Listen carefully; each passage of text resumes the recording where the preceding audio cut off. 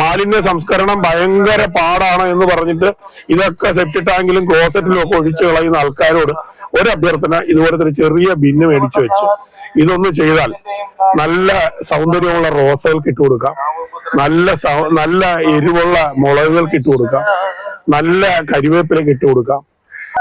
Agri point നമ്മുടെ paper waste ഉൾപ്പെടെ plastic കുപ്പിച്ചെല്ലും അല്ലാത്ത ബാക്കി എല്ലാ ജൈവ മാലിന്യം, ഇനിയിപ്പോ ഓല, തൊണ്ട്, തേങ്ങ, അത് ഇത് എല്ലാ സാധനം ഇതുപോലെ ഈ ഒരു മെഷീനകത്തിട്ട് ക്രഷ് ചെയ്ത് അത് നേരെ ഇതിനകത്തിട്ട് ഇവര് വികസിപ്പിച്ചെടുത്ത ഒരു ബാക്ടീരിയയും അതുപോലെ തന്നെ കുറച്ച് ചകിരിച്ചോറും എല്ലാം കൂടെ മിക്സ് ചെയ്തെടുത്താൽ സുന്ദരമായ വളം, അതായത് ചെടി ജോലി ചെയ്യാതെ തന്നെ ചെടിക്ക് പാകമായ ആഹാരം കൃത്യമായി കൊടുക്കാൻ പറ്റുന്ന ഒരു നല്ല ഒന്നാം തരം ജൈവവളം ഉത്പാദിപ്പിക്കാം.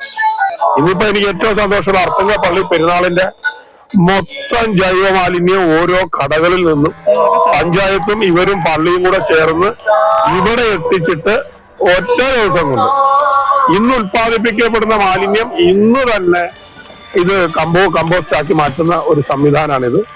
ഇത് സ്കൂളുകളിൽ കൊണ്ടുപോവുക, മറ്റു വലിയ വലിയ ഹോട്ടലുകളിൽ കൊണ്ടുപോവുക ഏറ്റവും ശ്രേഷ്ഠമെന്ന് എനിക്ക് തോന്നി.